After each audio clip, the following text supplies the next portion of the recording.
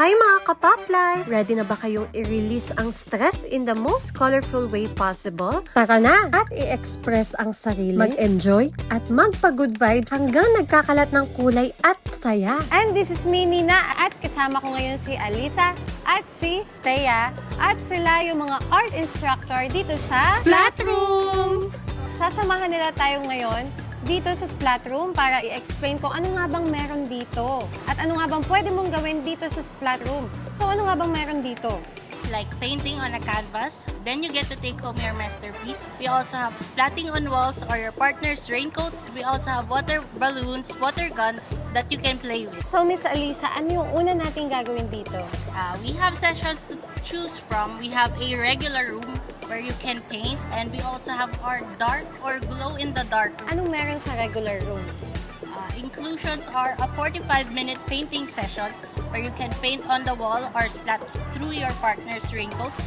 We also have a canvas, takeout box, raincoat, shoe covers po. Glow in the dark, same lang siya ng regular paint session natin. Pero this time, we're using the translucent paint.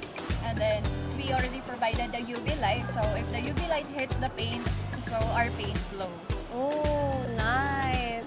Alisa, paano nga ba nabuo itong Splat Room? When was the last time po that we had our brushes and paints? We were inspired by people na hindi nagpipaint or parang takot mag-express po ng selves nila through painting.